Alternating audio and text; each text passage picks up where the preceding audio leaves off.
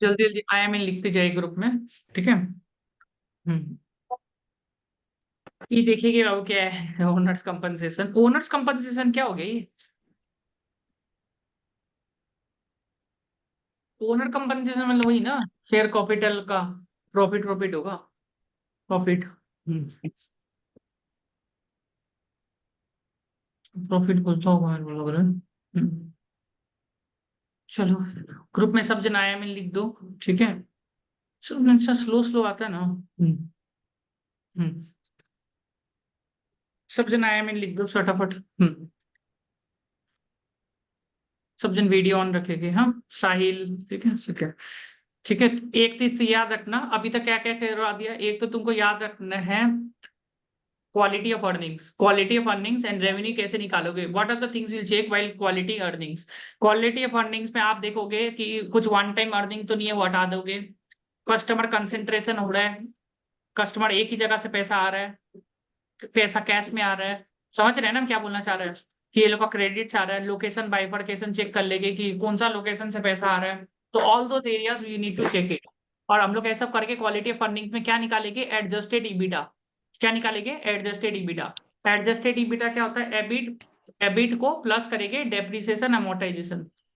EBIT से हम लोग ऐड बैक कर देंगे ये डेप्रिसिएशन एंड अमोर्टाइजेशन, तब तक वो निकल जाएगा। ये चीज आप लोग पॉइंट्स बता देंगे समझे, हाँ। हम लोग तीन चार चीज देखते हैं ड्यू डिलिजेंस में, quality of earnings, quality of assets, net date. Quality of earnings, quality of assets, net date, ठीक है। क्या गया, Why it is important to interpret the working capital। Working capital क्यों जरूरी है।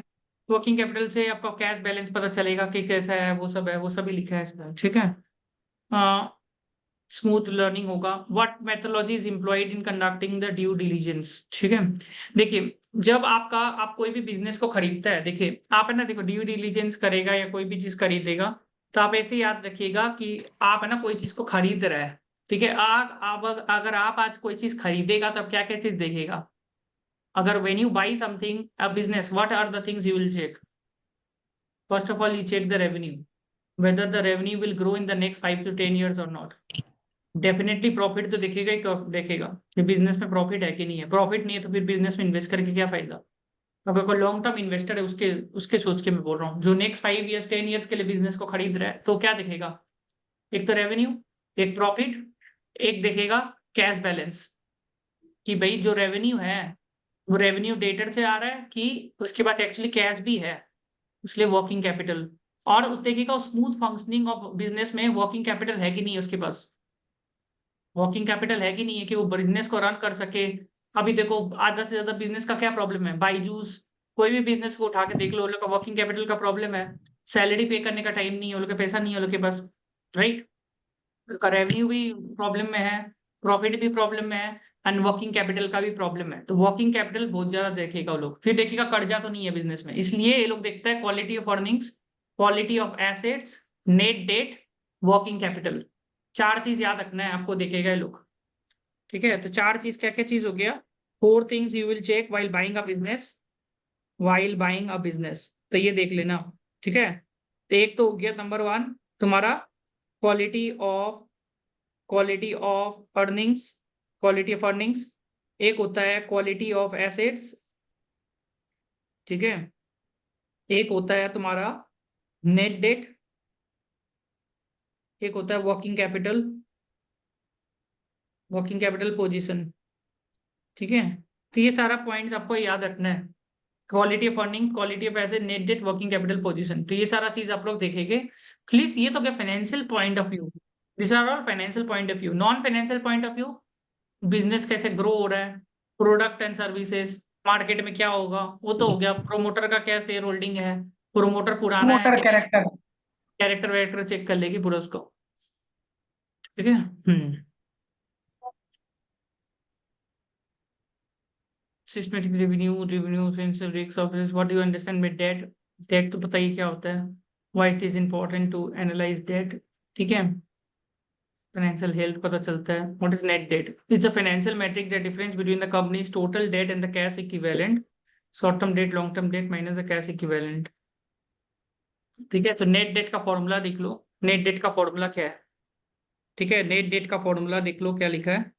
नेट डेट का formula है short term date plus long term debt minus cash and cash equivalent.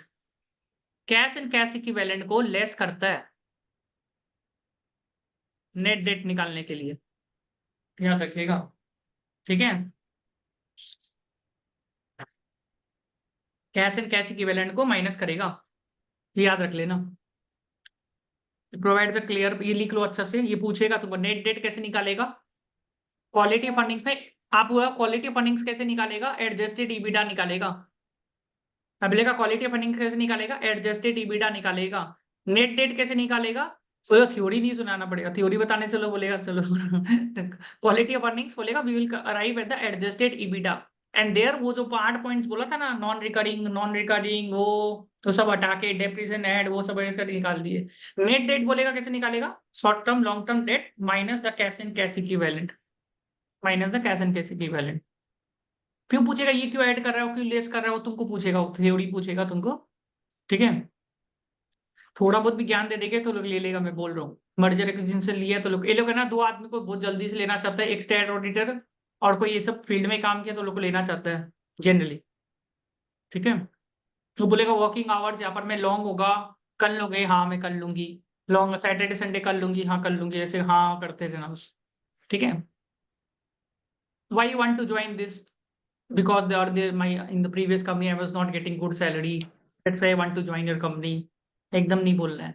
ठीक है, यहाँ पर मैं बस I wanted to get a more clear picture, I was involved in the merger acquisition process and due diligence, so there I got a good exposure, now I want a total good exposure in this। अभी कौन सा जगह से call आया आपका वैसे? Lodha Bhatt and company करके है, बैंगलोर। ओके, ले लेगा ये लोग तो, मेरे को लग रहा है। ठीक है, सर बिग फोर वगैरह से। इंटरव्यू कुछ कुछ अच्छा जाता ही है, but still I don't know क्या हो जाता है। लाइक हम्म, सीईओ सीएफओ राउंड भी हो जाता है एंड फिर सैलरी स्लिप वगैरह भी हो जाता है, सब नेगोशिएशन चलता है। उसके बाद फिर 2-3 दिन बाद कॉल आता है, बोलता है क्यों एक दो आज चीज जब याद लेते हैं। रखिएगा, देखिए हम आपको लोग एक बात बता देते हैं, जब आपको इंटरव्यू में आंसर नहीं पता होता ना, तब आप वही सबसे इंपॉर्टेंट क्वेश्चन होता है, तब अपना चेहरा ऐसे बनाइए कि मेरे को सब आता है, सब याद नहीं आ रहा है बस ठीक है, ऐसे मत करिए कि मेरे को तो इसके बारे में पता ही नहीं है। एक होता है ना, जब आपको आंसर नहीं पता तो आप ऐसा चेहरा बनाते हैं आपको पता ही नहीं है इसके बारे में, वो चेहरा नहीं बनाना है। आता तो है, अभी याद नहीं आ रहा है। I am not able to recall right now, I know this answer but I not able to recall right now. उस टाइम आप अगर चेहरा आप ऐसे बनाओगे ना कि what is this, this is something new for me, तो वो नहीं लेगा। अब बात समझ गए ना हम क्या बोलना चाह रहे हैं? आपको तो ऐसे दिखाना है कि आपको आता है पर अभी याद नहीं आ रहा है। This is very very important, अगर आप ऐसे करते रहोगे एक जगह तो हो ही जाएगा काम, मैं बता रहा हूँ। और और कोशिश करिए कुछ ना कुछ तो बोलिए उधर में, रॉन्ग राइट से डरिए हम्म। मत, कुछ तो बोलिए उधर में। अगर सामने वाला लग रहा है हाँ ये थोड़ा सा चालू आदमी है, तो तब थोड़ा सा I am not able to recall right. समझ गए? अगर सामने कितना बार क्या होता है उसको भी नहीं पता होता सामने वाला को, तो तुम अगर मुंह से थोड़ा बोल दिया तो ले लेगा। और सामने वाला देख लो सीए है कि नहीं है, अगर वो सीए है तो उसके सामने जमती गेस वर्क करना है। अगर वो सीए नहीं है, if the other person is not CA, तो पता चल अगर एमबीए वो है तो तुम गेस वर्क ज्यादा करेगा। Please remember this. तो देख लो जो इंटरव्यू ले रहा है उसका क्वालिफिकेशन क्या है, what is the qualification of the person is taking the interview, ये मान के चीज चलो। मैंने नोटिस किया है 2-3 इंटरव्यूज में। Who is the taking your interview? Is the person is just at the questions, is asking you question, or is the person who has a deep knowledge? अगर सामने वाला का डीप नॉलेज है और वो सीए है, तो डेफिनेटली जो सीए का आदत ही होता है ये नहीं ये गलती है, ये आप सही बोल रहे हाँ, वो बहुत इन डेप्थ में हैं। पूछता एमबीए है फिर। प्रेजेंटेशन में ध्यान देता है, एमबीए प्रेजेंटेशन में ध्यान देता है ये एमबीए को सीए नहीं, आप गलत बोल रहे हैं यहाँ पर। आप भली रैंक लाए हो आप गलत बोल रहे हैं, वो पूरा एकदम सही, वो एकदम वो रहेगा, तो उसके सामने आप नॉनसेंस नहीं कर सकते। अगर सामने वाला का मैनेजर वो अगर सीए है तो देख लो उसका क्वालिफिकेशन क्या है, और क्वालिफिकेशन के साथ ये भी देख लो कि उसको ये काम में है, वो तो अपने बारे में तो बताता है ना, स्टार्टिंग में जब भी इंटरव्यू होता है ना, तो वो अपने बारे में अच्छा से बताता है, that my name is this, I have been out here, थोड़ा सा बताएगा अपने अपने बारे में। तो आप भी नहीं तो पूछ सकते हैं कि sir can you also give some, मतलब इनसाइट्स अबाउट योरसेल्फ, ऐसे करके उससे आपको आइडिया हो जाता है, या आप पहले से उसके बारे में रिसर्च कर लो। कैसे रिसर्च करोगे? ईमेल आता है भाई ये पर्सन आपका इंटरव्यू लेगा, चेक कर लो लिंक्डइन में चेक कर लो कि इसका क्या क्वालिफिकेशन है, तो आपको पता चल जाएगा कि इसके सामने कैसे करके बात करना है। अगर वो वही वही काम में 10 साल है तो उसको पता है फील्ड के बारे में, तो उसके सामने आपको थोड़ा सोच समझ के बोलना पड़ेगा। अगर वो लग रहा है नो नॉनसेंस गाई है, तो उसके सामने not able to recall, not able to recall, not able to recall ही करना पड़ेगा आपको आधा से ज्यादा टाइम। गैस वर्क कम कर सकते हो। पर सामने वाला लग रहा है कि नया बंदा है, लेने का मूड में ही है, बस उसके सामने अगर थोड़ा सा दिखा दिए कि आपको लेने का है तो आपको ले लेगा। तो ये चीज याद रखना है। क्या बोला मैंने? वर्षा याद रहेगा ना ये चीज। और जितना फ्रेशर है ना आप जितना फ्रेशर है, आप जो आपका एक्सपीरियंस है तो थोड़ा सा स्ट्रिक्ट होगा। फ्रेशरों के सामने जो इंटरव्यू लेता है ना वो भी फ्रेशर ही होता है, याद रखना थोड़ा। ठीक है, तो वो भी फ्रेशर होता है, आप भी फ्रेशर होता है, तो याद रखिएगा आपको बस वहां पर कॉन्फिडेंस रखना है। कॉन्फिडेंस क्या आता सब है याद नहीं आ रहा है, rather than I don't have clue, I don't have clue ऐसे नहीं करना है। 3 में 2 आप कर दिया ना, I don't have clue, don't have clue, out. I am not able to recall, ये याद रखना है आपको keyword, I am not able to recall. पहले नौटंकी भी करना है, पहले नौटंकी करना है, तो सोचना है थोड़ा सा, sorry sir I am not able to recall this answer right now, I feel the answer can be this but I am not able mean sure about it. ये भी सही है। तो समझ आए तो ना, सोचने ऐसी में टाइम ले सकते हैं क्या? सोचने में हाँ टाइम ले देखिए, सकते हैं, तो मतलब नौटंकी एकदम से? इसके सामने नौटंकी करिए, आई एम सोचने का नौटंकी करिए, can I think for 2 minutes, सोचिए। सर ऐसे किया था मैंने जब, I'm not sure about this answer, but I feel the answer could be this. Sir वैसे 1-1 मिनट मांग सकते हैं, मैंने एक बार किया था, कैन आई हाँ हैव अ हाँ मिनट टू थिंक अपॉन, हाँ तो हाँ ढूंढते हाँ, वो लोग। देगा लोग टाइम देगा, सोच वो लोग को अच्छा लगता है, जो आदमी सोच के बोलता है ना लोग को हाँ अच्छा लगता सोचते है। हैं, करेक्ट करेक्ट। अच्छा लगता है वो लोग को, अच्छा भी लगता है वो लोग को। ऐसा आदमी नहीं चाहिए जो एकदम रट के आया है, एकदम केबीसी का तरह रट के आया है, बोल दिया उधर, जो पसंद नहीं आता है। वो भी चाहता है कि सामने वाला सोचे, थोड़ा सा मेहनत करे, और तुम कोशिश करके कुछ ना कुछ उसको बोलो। और तुम अगर नियर में बोल दिया ना तो पूरा खुशी हो जाएगा वो। If you come close na to what he is trying to think, then he's very happy. And sometimes interviewer also wants, they also help you in your decision making in interview. So try. They also want you to try. Don't say I don't know, I don't know, I don't know. ऐसे नहीं करना है। Try करो, कुछ ना कुछ तो सोचो, नजदीक आने का कोशिश करो पॉइंट का। जितना, और ऐसा नहीं कि तुमने अगर 15 में से तुमने 5 आंसर का जवाब नहीं दिया तो तुमको वो लोग नहीं लेगा। जरूरी नहीं है। तुम अगर अच्छे से मेहनत कर रहा है, सामने वाले को पसंद आ गया और तुम स्माइल दे रहा है, तो अच्छे से ग्रीट किया सामने वाला को, बिहेवियर अच्छा रखो उसके सामने। Good morning sir, good afternoon, thank you for the my taking session, mail कर दो उसको। इंटरव्यू देने का मेल भी कर दो उसको, thank you for your interview, it was a lights lot of learning at my and, nice when I can discussion. Expect. आप ये मत लिखो when I can expect my interview result, वो तो ये गलती कर देता है, वो सब नहीं लिखना है। वो अपने आप देगा, बस उनको एक थैंक यू मेल दो इंटरव्यू होने के बाद। Thank you sir for gratitude your for interview, it was right learning session for me, ऐसे ऐसे करके कुछ ना कुछ तो वो करो, तो सामने वाला वो होगा। फॉलो अप किसको करना है? कभी भी टेक्निकल वाला को फॉलो अप मत करना, एचआर को फॉलो अप करना होता है। भोजन टेक्निकल राउंड वाला को फॉलो अप कर लेता है, यहाँ पर गलती कर देता है वो। फॉलो अप करना है एचआर को, एचआर को बोलना है कि मैम मेरा टेक्निकल राउंड हो गया है, हमको कुछ इसमें कब मिल सकता है इसका result, even if I feel no problem, I would very happy to know my inputs where I can improve myself, ऐसे करके आपको बोलना है। When I feedback. Can expect my result, when I can expect my result, when I can expect my result. Result out ही करेगा ना तुमको। तुम जिस तरीके से उसको फॉलो अप करेगा वैसे तुमको फॉलो अप भी बहुत जरूरी है, पर ये सब चीज में ध्यान दे देगा तो तुमको ले लेगा। एक चीज याद रखो, तुम भी अर्थ से ही है, दूसरा आदमी भी अर्थ से ही है, तो ऐसा नहीं कि तुमसे ज्यादा नॉलेजेबल सामने वाला है। तुम जितना उसको प्लीज करके रखेगा ना, प्लीज प्लीज, प्लीजिंग नेचर, उतना ज्यादा चांसेस है तुमको ले लेगा वो। सबके पास नॉलेज एक जैसा ही होता है, याद रख लेना कि ये तो कोई ओपन बुक एग्जाम तो है नहीं। समझ में आया? सबके लिए नया है। जितना तुम्हारा नॉलेज है दूसरा का भी उतना ही नॉलेज है, याद रखना। पर दूसरा के पास ज्यादा तुमसे तमीज ज्यादा होगा, ये याद रख लेना। वो तमीज के कारण आगे बढ़ जाता है, तुम थोड़ा सा वो रह जाता है। फॉलो अप जो करता है ना, फॉलो अप बहुत अच्छा से करना पड़ेगा एचआर को। हम लोग गलत आदमी को फॉलो अप कर लेते हैं, हम लोग टेक्निकल राउंड वाला को फॉलो अप करता है। Sir I have given the interview, when I can expect, और वो जो पूछा do you have any question for us, when I can expect the result of the interview. Out होना है, my HR will contact you for this.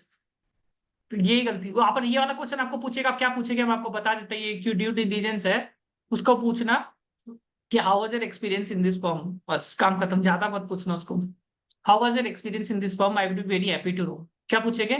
वो पूछेगा तुमको do have any question for us, क्या पूछेगा इसको प्रतीक्षा? How was ये your लिख दीजिए experience? How is the sir, I, current experience? हम ये लिख देता है, D you have any question for अस। ये याद रखिएगा, भोजन को लगता है ना को नॉलेज के लिए उसको आउट करता नहीं, नॉलेज सबके पास एक जैसा ही है। नॉलेज सबके पास एक जैसे, याद रखना।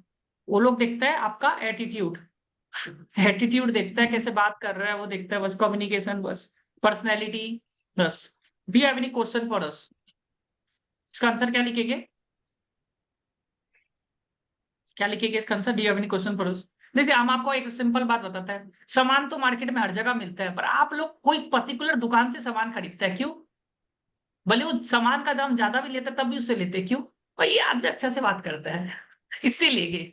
यही बात है, इंटरव्यू में भी आपको थोड़ा सा पूरा ये इनफॉर्मल नेचर भी बना के रखना है। समझ में आया ना? इनफॉर्मल नेचर हम्बल और पोलाइट। हाँ, हम्बल एंड पोलाइट। समझ में आया? तो नॉलेज से कुछ नहीं होता है। आप इसमें लिखेंगे, अब Laxman, how is your experience in this field? नहीं, उसको लिखेंगे, sir I would be very happy to know how was your experience in this field. क्यों बोलेंगे? फील्ड भी बोलने से सर ईगो आ गया। How was your experience in this organisation? समझ आया?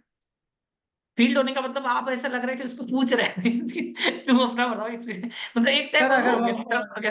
देखा, English is sir a very अगर फनी लैंग्वेज। समझ आया? सर वो अगर खुद नोटिस पीरियड में होता ठीक है।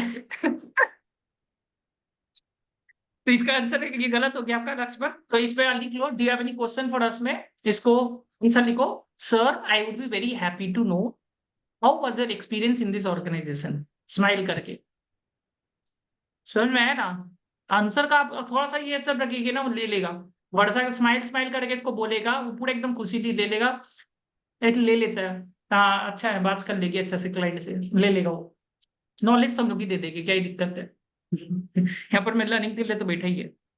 इसका आंसर लिख लीजिए अच्छा से, डी हैव एनी क्वेश्चन, ये तो 100% पूछेगा।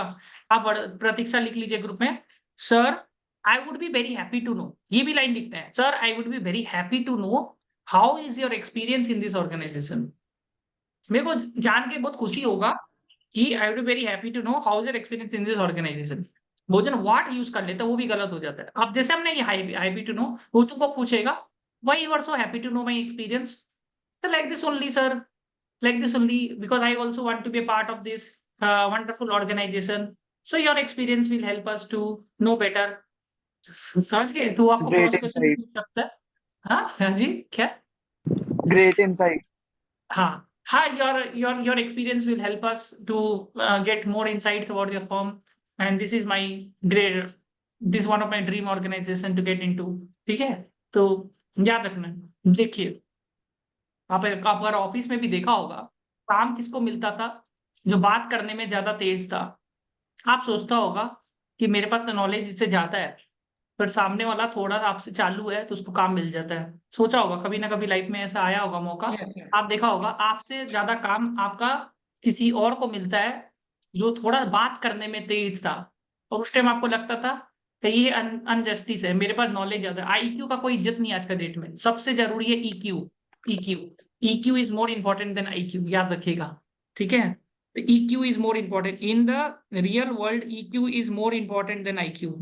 IQ का इज्जत है, बट EQ का इज्जत ज्यादा है। जिसका EQ ज्यादा है वो आगे बढ़ जाता है, इसलिए आपको थोड़ा बात करने का है। कोई को आता है ना ऑफिस में जाके सुबह, good morning sir, good morning, ऐसे कर देता है वो लोग, तो उनको what work I will get today, ऐसे थे बोलता है, वही मैंने कहा। और एक जन होता है, एक जन बोलता है, सर आज कोई काम मिलेगा, आज कोई काम, आज मेरे पास कोई काम नहीं, कोई काम देगी। एक ये होता है। दूसरा, good morning sir, what work I will get today, वो seat I will give now only. तो ये होता है तरीका होता है। दूसरा आदमी को देखना ज्यादा काम मिलता है, और उसको देखना प्रमोशन भी फटाफट मिल जाता है। समझ रहे हैं ना? तो ये होता है तरीका, ये सब सीखना पड़ता है। क्या हमको तो आता नहीं, हम नहीं सीखेंगे, हम इंट्रोवर्ट है, हम ऐसे ही रहेंगे, इंट्रोवर्ट रहेंगे, इंट्रोवर्ट ही रह जाएगी, ये सब सीखना पड़ता है हमको। हम ऐसे ही रहेंगे, ऐसे ही होके हम सक्सेसफुल हो गए, नहीं होता ना रियल लाइफ में। समझ में आया? सबके सीखे ना। समझ में आया? इंट्रोवर्ट होने का टाइम आएगा आपके पास, इंट्रोवर्ट भी काम का चीज है, पर जब मौका मिलेगा तब इंट्रोवर्ट होइएगा। जब स्टेटस मांगेगा ना आपसे काम का, आई एम वेरी इंट्रोवर्ट, तब आप इंट्रोवर्ट हो जाएंगे। ठीक है, चलिए, काम मांगने का टाइम में, इंटरव्यू में पूरा एक्सट्रोवर्ट होना बहुत जरूरी है। ठीक है, अब और क्या था? तो ये हम थोड़ा लेम कर दिया। तो ये अगर पूछेगा तुमको नेट डेट क्या होता है, तो नेट डेट का आंसर लिख लिया ना आप लोग ने? नेट डेट का S D minus this minus cash and cash equivalent होगा भाई, कैश एंड कैश इक्विवेलेंट। ठीक है, ये होगा एकदम कैश एंड कैश इक्विवेलेंट।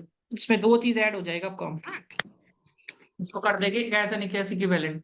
फिर इसमें क्या लिखा है, target net working capital with the desired, वही तो हो गया ऊपर का। नेट डेट में क्या था आपका, short term minus term minus cash and cash equivalent. Target net working capital, desired level of company's net working capital with difference in current assets and current liabilities. और स्माइल करते रहेगा interview में, throughout the interview smile करते रहिए। Smile से बहुत ज्यादा जल्दी काम होगा। 10 में से अगर आप इंटरव्यू में स्माइल करते रहिए ना, आपका कोई ना कोई जगह ले ही लेगा आपको। कि देखिए ना, आजकल हर आदमी दुखी है, और जैसे कोई आदमी स्माइल करते रहे तो उसका उस दिन मूड खराब चल रहा होगा, और आप स्माइल दे रहे हैं, ले लेते हैं इसको।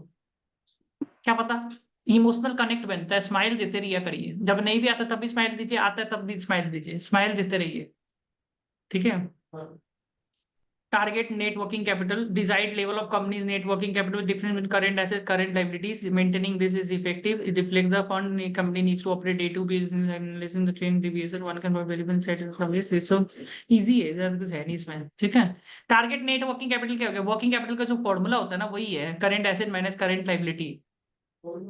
टारगेट क्यों लगाया लोग, टारगेट का वर्किंग कैपिटल, टारगेट कम नहीं होता है ना, उसका नेट वर्किंग कैपिटल क्या होगा वही निकालने के लिए टारगेट लगा दिया 9।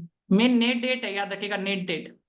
ठीक है। ये तो पता ही है, इनकम स्टेटमेंट में 3 कंपोनेंट्स होता है, ये आपको पता है। Can be depend on the reality of financial statements, how depends on, ये इजी है। ठीक है।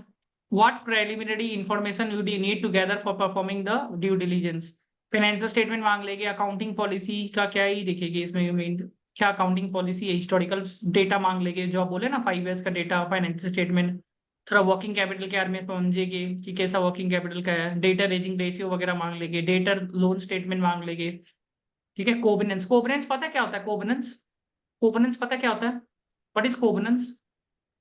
कंडीशन कंडीशंस हो गए ना, कंडीशंस होता है ना डेट का लोन का, रहता है ना, हाँ तो ये सब मांग एक लेंगे। एंड ठीक है। पेमेंट। पॉजिटिव तो वो कोवेनेंस मांग लेंगे, इंटेलेक्चुअल प्रॉपर्टी वगैरह है वो मांग लेंगे, कुछ इसका है, टैक्स रिटर्न्स मांग लेंगे, मिनट्स मांग लेंगे, जो ऑडिट में मांगते वही मांगेंगे, means industry market regulatory compliance वगैरह। तो ये मोटा मोटी बना के बोल सकते हैं, जैसे कुछ है नहीं।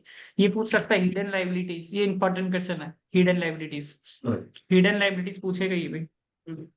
एक तो याद रखिएगा, ये सब नेट अर्निंग्स, एक तो क्वालिटी ऑफ अर्निंग्स, उसको आप लोग कैसे निकालेगा, क्वालिटी ऑफ अर्निंग्स को एडजस्टेड ईबिटा से, राइट। ये निकलेगा एडजस्टेड ईबिटा, कैलकुलेट करता है इसको निकालने का टाइम में। एडजस्टेड ईबिटा पता ही है क्या होता है ना, एडजस्टेड ईबिटा कैसे निकलता है, EBIT plus depreciation plus amortization. ठीक है। और एक निकलेगा quality of assets. Quality of assets में क्या देखेंगे बताइए तो, क्वालिटी ऑफ एसेट्स में क्या देखेंगे, फिक्स्ड एसेट का मॉर्गेज असर्शन, है कि नहीं, फिक्स्ड एसेट का हाँ, सर असर्शन अपना देखेंगे, एसेट है या थर्ड फिक्स्ड पार्टी एसेट है? का असर्शन। और क्या क्या था मॉर्गेज फिक्स्ड एसेट का चार्जेस असर्शन, कुछ है फिक्स्ड एसेट का असर्शन क्या था वो, प्रतीक्षा, ECR PD ECR और सा PD याद हो गया तुमको, तो वो तो ऑडिट वॉडिट तो हो गई तुम्हारा एसीसीए में। हाँ, existence, rights, obligation, completeness, valuation, presentation, valuation, disclosure. थोड़ा थोड़ा याद कर लो, ये पॉइंट को बोल देना है। क्वालिटी ऑफ एसेट्स, और क्या बोला था, क्वालिटी ऑफ एसेट्स में क्या देखना है, एसेट्स खुद का नाम पे होना चाहिए। अब सिंपल है, मैं इससे अच्छा, इससे टाइटल भी सिंपल बेच के है आपको कि और नहीं, एकदम सिंपल करता हूँ। क्वालिटी ऑफ एसेट्स, आप मान के चलो, तो खराब लगेगा एग्जांपल, तो हम शादी करने के लिए जा रहे हैं या किसी को देख रहे हैं, तो आप जब एसेट देखिएगा तो क्या देखिएगा, एसेट इसके ही नाम पे है कि किसी और के नाम पे तो नहीं है, एसेट्स गिरवी में है कि उसका ही है कि नहीं है, मॉर्गेज में है कि नहीं है, खुद का ही नाम पे है। वही तो चीज यहाँ पर देख रहे हैं, खुद के नाम पे एसेट है, गिरवी में तो नहीं है, मतलब मॉर्गेज तो नहीं है एसेट, बाकी एग्जिस्ट भी करता है ना कि ऐसे पेपर में है, पेपर में तो नहीं है, ऐसे भी हो सकता है पेपर में होगा पर एग्जिस्ट करता ही नहीं है। और टाइटल डीड्स वगैरह उसके नाम पे है कि लीज में है, लोन में है, मॉर्गेज करके रखा है, बस यही सभी क्वालिटी ऑफ एसेट्स है। वैल्यूएशन देख लेंगे, वो बोल रहा है मेरा एसेट 5 करोड़ का है पर निकला इतना रुपए का ही नहीं, समझ गए। ये सब चीज देख लेंगे अच्छे से ना। हाँ, और खुद के नाम पे सर प्रॉपर्टी है कि रिसीवेबल की मम्मी के नाम पे करके रखा है, रिकवरेबिलिटी ऐसा हो सकता है मम्मी पापा के नाम पे रखा होगा प्रॉपर्टी, है ना, कितना है, 80-90 करोड़ का है कि कम का है, तो ये सब चीज तो देखना पड़ेगा ना। यही चीज है क्वालिटी ऑफ एसेट्स, बेसिकली समझ में आया, क्वालिटी ऑफ एसेट्स में। तो क्वालिटी ऑफ अर्निंग्स वैसे ही हो गया। अब आता है hidden liabilities. Hidden liabilities, hidden liabilities देखेंगे। हिडन लाइबिलिटीज क्या होता है, नाम से सब कुछ पता चल रहा है, जो लाइबिलिटी हिडन है। ठीक है, तो हिडन लाइबिलिटी में क्या आता है, एक तो आता है कंटीजेंट लाइबिलिटी, ठीक है, ये बहुत अच्छा चीज देखना पड़ता है, आपका इंटरव्यू ये पूछता है हिडन लायबिलिटी सब चेक करेगा। आपको जब पूछेगा ना इंटरव्यू में कि भाई ड्यू डिलिजेंस में तुम क्या किया, तो वीडियो ऑन रखो प्रतीक्षा, सब जन वीडियो ऑन रखो आप लोग, हल्के पीयू, ठीक है। तो आप लोग बोलेंगे एक तो क्वालिटी ऑफ अर्निंग्स, कि हम क्वालिटी ऑफ अर्निंग चेक किया, क्वालिटी ऑफ अर्निंग्स में हम एडजस्टेड ईबिटा तक आ गया, ईबिट प्लस डेप्रिसिएशन मैंने ऐसे करके ज्ञान दे दी क्वालिटी ऑफ अर्निंग्स। दूसरा नेट डेट पोजीशन देखा, शॉर्ट डेट मतलब long term debt minus cash and cash equivalent. हम हिडन लायबिलिटी भी चेक किया था, कोई हिडन लायबिलिटी तो नहीं है इसके अगेंस्ट में, ऐसा कोई लायबिलिटी जो दिखाना नहीं चाहता है। बस क्वालिटी ऑफ एसेट्स देख लिए, जो भी चीज आप मान के चलेगा, शेयर मार्केट में कोई पैसा लगाता है तो ये सब चीज तो देखता ही है थोड़ा बहुत, तो है ना। नहीं आप लोग तो भाई देख लिया, कोई बोला ये शेयर ले लो 10 साल बाद ये बन जाएगा, तो आप लोग लगा देते पैसा, तो ऐसे लगाएंगे तो हो गया। तो ऐसा होता है कि भाई एनुअल रिपोर्ट पढ़ना, ये पढ़ना, पूरा फंडामेंटल एनालिसिस करना, वही हो रहा है यहाँ पर। ठीक है, तो इसमें देखिए हिडन लायबिलिटीज में क्या क्या चीज होता है, वाइट इज क्रिटिकल, ये बहुत क्रिटिकल। एक और चीज तुमको पूछ सकता है हिडन लायबिलिटीज, और दूसरा एक और चीज पूछता है डेफर्ड रेवेन्यू। डेफर्ड रेवेन्यू ये पढ़ लेने, डेफर्ड रेवेन्यू भी पूछता है कि डेफर्ड रेवेन्यू का भी कॉन्सेप्ट होता है, white is important in FDD. कुछ कुछ डेफर्ड रेवेन्यू क्या होता है, डेफर्ड रेवेन्यू क्या होता है, व्हाट इज डेफर्ड रेवेन्यू, बताओ।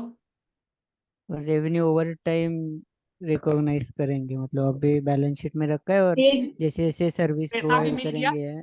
पैसा भी Service मिल is गया, yet to be provided. हाँ। Service is yet to be Anand, provided. तो आपको क्वालिटी ऑफ अर्निंग जब निकालोगे तो डेफर्ड रेवेन्यू को भी एक्सक्लूड करके चलना पड़ता है। हम्म। ठीक है, जब आप क्वालिटी ऑफ अर्निंग्स निकालोगे ना, तो आप खाली वही रेवेन्यू लोगे जिसका आपने पैसा भी लिया है और साथ ही साथ आपने सर्विस भी प्रोवाइड कर दिया, मतलब आप पूरा सेफ खेल रहे हो, you are playing totally safe out here. समझ में आया ना, पूरा safe earning, quality of earning पूरा सेफ अर्निंग खेलोगे बस। तो डेफर्ड रेवेन्यू को भी हम लोग आउट करके चलेगा, याद रहेगा ये चीज। वो पूछेगा डेफर्ड रेवेन्यू का क्या ट्रीटमेंट हम्म। होगा, we will exclude the deferred earnings also, deferred revenue also. ठीक है, एक बार चेक कर लीजिएगा ये एक्सक्लूड करेगा कि नहीं करेगा, पर ये पूछता है क्वेश्चन कि डेफर्ड रेवेन्यू का क्या ट्रीटमेंट होगा। ठीक है, गूगल करके देख लीजिएगा इसका आंसर क्या आएगा, चेक कर लीजिएगा। कंटीजेंट लायबिलिटी, हिडन लायबिलिटी में क्या आएगा, कंटीजेंट लायबिलिटी हिडन लायबिलिटी में आएगा। वो और एक चीज और हम आप लोग को बोल रहे हैं, just not prepare for the purpose of job, prepare for the purpose of knowledge. Knowledge के लिए प्रिपेयर करिए, लक्ष्य में अपने पाएगा। क्योंकि prepare for the purpose of job तो नजर ऐसे ही लग जाता है, समझ में आया ना। जो इंडिया हमेशा वही इसलिए वर्ल्ड कप आ जाता है, हमेशा प्रेशर में रहता है वर्ल्ड कप जीतने का। इससे तो प्रेशर रहना चाहिए कि अच्छा परफॉर्म करने का, राइट। इंडिविजुअल आपका फोकस होना चाहिए अच्छा नॉलेज गैदर करने का। आपको कोई भी सवाल पूछ ले, आपको जवाब देना आना चाहिए, चाहे कोई भी सवाल पूछ लो, आपका जोन में आ रहा है, आपको जवाब देना आना चाहिए। क्यों नहीं आता आपको जवाब, ये आपको सवाल होना चाहिए, समझ में आया। ये अगर आप अगर इंश्योर करोगे, कहीं ना कहीं तो इंटरव्यू क्रैक होगा ना भाई, डिफॉल्ट ऐड होगा। Your purpose is to get a very good knowledge, what मैं पॉइंट, कहीं ना कहीं तो हो ही गए ना। पर प्रेशर नहीं रखना है, हाँ ये आएगा ये नहीं आएगा, ये इंपॉर्टेंट है वो सब नहीं सोचना है। ठीक है, तो कंटीजेंट लायबिलिटी एक तो क्या, कंटीजेंट लायबिलिटी एक होता है अनरिकॉर्डेड लायबिलिटी। ठीक है, तो इसमें देखना हिडन लायबिलिटी में क्या क्या जाएगा, हम लिख देते हैं ग्रुप में। Number 2 contingent liability. ठीक है, ये तो आता ही है क्या होता है कंटीजेंट लायबिलिटी, पता है क्या होता है, किसको नहीं पता है, किसको नहीं पता इधर कंटीजेंट लायबिलिटी क्या होता है, पहली बार सुन रहा है, कौन है, बोल दो, शर्म का बात नहीं है, कौन, किसको नहीं आता कंटीजेंट लायबिलिटी, किसको नहीं आता है, जिसको नहीं आता दूसरा वाला समझाएगा, कोई और समझाएगा तुमको। जिसको आता है मतलब सबको आता है इसका मतलब ना, आता है सबको, वर्षा तुमको आता है कंटीजेंट लायबिलिटी, यू नो, बोलो कंटीजेंट लायबिलिटी बताओ क्या होता है, क्या होता है, क्या होता है, क्या होता है contingent liability. So when there's a uncertain, when an uncertain expense in the future. आवाज ठीक से नहीं आ रहा है, हाँ जी बोलिए ना, आराम से बोलिए, हाँ। So when there's an uncertainty in the future that there's some liability happen. हाँ, ये कहाँ पर दिखाता है contingent liability, where it is shown in the books of account, is it shown in the balance sheet P&L।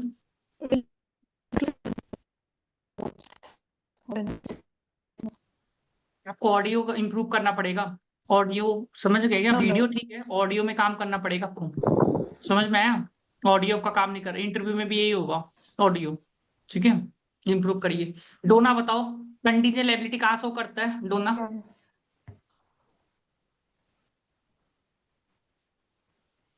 We show that by way of disclosure. कहाँ पर, कहाँ पर शो करता है? आप लोग को ऑडियो क्वालिटी के कारण ही आधा जन का रिजेक्शन होने वाला है उधर में, नॉलेज के कारण नहीं होगा, याद रख लेना। आप लोग जो बोलते हैं ना, इतना आराम से बोलता है ना, तो लगता है को मन ही नहीं है, लगता है। समझ पाया?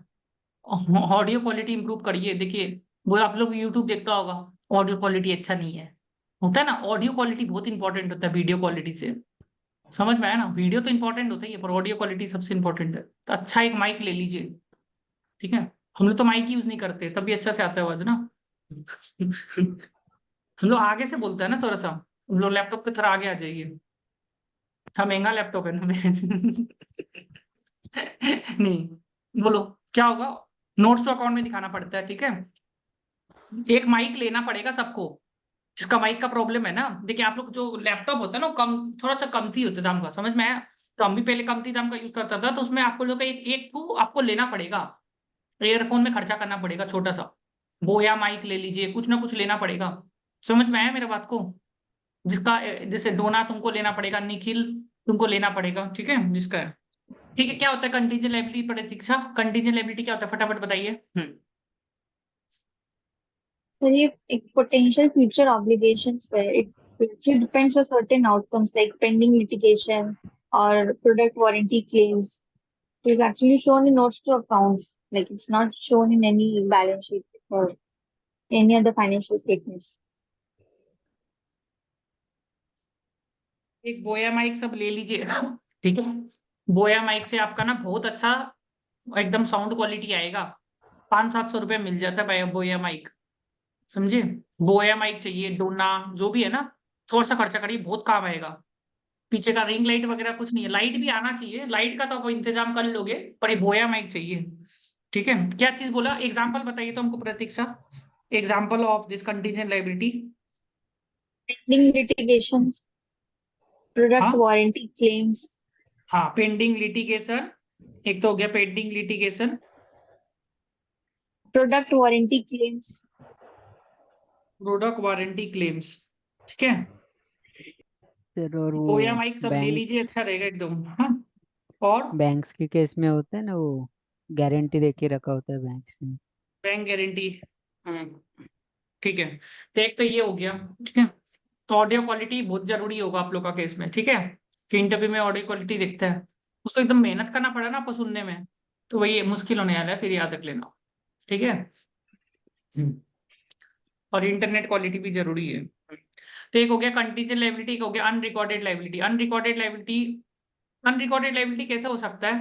यहाँ पर लिखा है, एक तो आपको क्या लिखा था, इसमें क्या लिखा था, इसमें ऊपर में हम भूल गया, हिडन लायबिलिटी ना। तो हिडन लायबिलिटी में एक तो आता है तुम्हारा कंटीजेंट लायबिलिटी, ठीक है, कंटीजेंट लायबिलिटी। एक आएगा तुम्हारा नंबर 2, एक तुम्हारा आएगा अनरिकॉर्डेड लायबिलिटी। अनरिकॉर्डेड लायबिलिटी याद रखना। अनरिकॉर्डेड लायबिलिटी क्या होता है? अनरिकॉर्डेड लायबिलिटी इन एक अनरिकॉर्डेड परचेजेस, परचेज भी लायबिलिटी बन जाता है ना वैसे ही। तो अनरिकॉर्डेड लायबिलिटी का एग्जांपल हो गया तुम्हारा unrecorded creditors, unrecorded purchase, unrecorded creditors, ठीक है। तो ये आपका हो गया, ठीक है, तो ये याद रखना है, ठीक है। Number 3 pension liabilities, pension liabilities हो गया, पेंशन लायबिलिटीज।